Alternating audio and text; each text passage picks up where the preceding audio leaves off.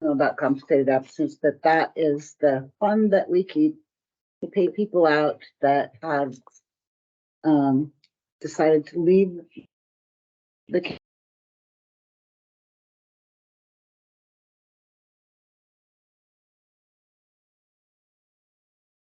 be paid out when they leave at the current rate. So they may have accumulated them years ago or just in the past year, but we have to pay them at the current rate. So we have currently in our personnel policy 120 hours maximum that you can have for vacation. Anything else is not to be paid according to the personnel policy. That has not been the case.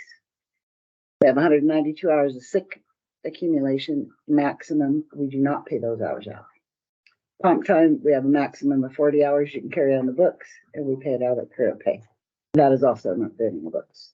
So what I did was I ran a report for each department that has some that are over those figures for you to see what that would be. So I don't agree with cutting that 35 cents. Sorry, Dave.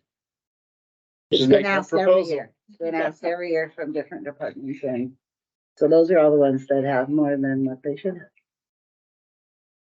And every budget has a minimum of $100, depending on where they are in their department with keeping within the limits.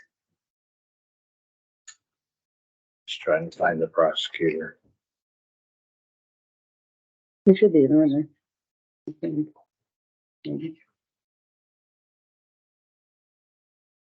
Mr. Chair, can I respond? Yeah, why don't you?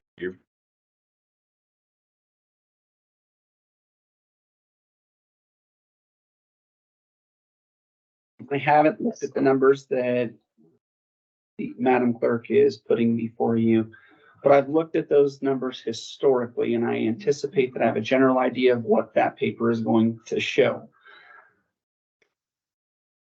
There are certainly instances where there may be an anticipated retirement or leave from an employee, and then there are some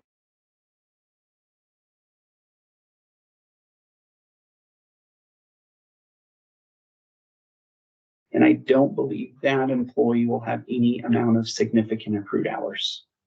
I know for certain that I have one employee in particular that has a very large number of accrued hours. I don't anticipate, absent unexpected circumstances, that she would be an employee that would leave this year. So in regards to this pooled money for our compensated absences, maybe I can give some discernment to the group in that I'm hopeful that money won't be needed this year. But to Madam Clerk's point, I have at least one employee I'm aware of that has a significant amount of pooled time that I think would be potentially leaving next year, and then one within a few years after that. So that is a line item that, once again, common with our dialogue, we may be able to cut significantly this year, but it can't just go away. I mean, we're going to have to loop it back in because it does serve a purpose, and it will be needed in the future. So I don't know if and that's it doesn't carry over every year. So it's like you budgeted this year, and that's what it is. So if you add them all together, there is significant amount of money in that fund, but I couldn't tell you how much it is right now because I didn't look at that. But I just pulled these. So Okay. I think we have it on our list as a cut too, the $6,900. But we haven't, I don't think we've been utilizing it correctly because we didn't know exactly what it was for. So we haven't used any of it, even though you we've had. wouldn't use any of The it. clerk would You don't other- use any of it at all. Okay. We would use it if someone leaves. Mhm. Like say you have a lot of hours, say, Yeah. okay, and you've got maybe a lot of accrued vacation. If you leave today, we have to pay you out at today's current rate, Mhm. even though you may have accrued it over the past 15 or 20 years. What about the 4 detention deputies that just left? If they had accrued vacation and comp time, we must pay them out at that rate. More. Yeah, they all do. So Then we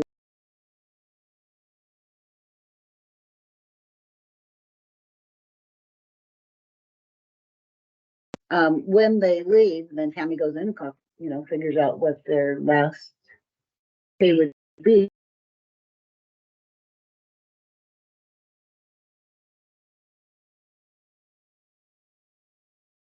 And that's the line item they'll automatically use when they pay out. So, like that's the vacation. So 219's over, 304's over, 184's over. 136 over, could go at 120. He left. He's got And that's just for this, yeah. He's got 219 hours of vacation. You can only have Ashley. 120. Ashley Charvas left. She has 92. I'll see Shamber's vacation might have went over since It she comes just changed over to county us. job. Okay. Yep. All right. Good deal. And then I think we're good. Campbell, he's only got 24 Yeah. and he's paid It's out. only the ones that are over 120. You could just gotta Okay. watch for all those. If they're So, over 120, any it pays the 120. difference. no, it pays them out for all of it. Okay. So for protection of the county, we limit how much that can be, and that's the 120.